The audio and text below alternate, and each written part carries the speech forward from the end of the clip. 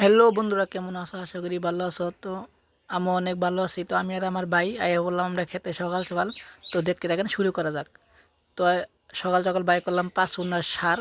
সারটা এখানে নিয়ে যাব আমরা এখানকার খেতে। তো আইয়া বললাম আমরা ক্ষেতের ভিতরে একা একা হান দেবো। এটা আমাদের ক্ষেত, ঝিঙ্গা ক্ষেত। ক্ষেতটা অনেক লম্বা বড়। দেখতে থাকেন কিভাবে আমরা নিরাবো, দেখতে থাকেন কিভাবে কাজ করি। তো বাবু আর ময়না দিয়ে খারাই দিয়েছে, রাঙ্গ আগে আছে, আব্বার লগে আছে। তো এটুকা বললাম ক্ষেতের ভিতরে এনকা সান্দাবো, সান্দাই আমরা এনকা নিরাবো। কীভাবে নিরাবো আপনারা অল্প দেখতে থাকেন।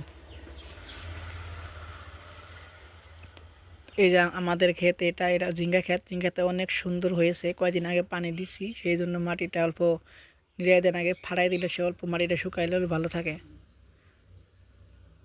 ঘুরে ঘুরে দেখতেছি ক্ষেতটা কোনটা কি করা লাগবো, দেখতে থাকেন গাইস। তো আব্বার দেরি করে নাই, সকাল সকাল ফজর নামাজ পড়ে নিয়ে পড়ছে। আঙ্গুরে ঘুম পারবার দেয় না, সকাল সকালে উড়ে হারাই বলেন খেতে চল, এই জন্য খেতে।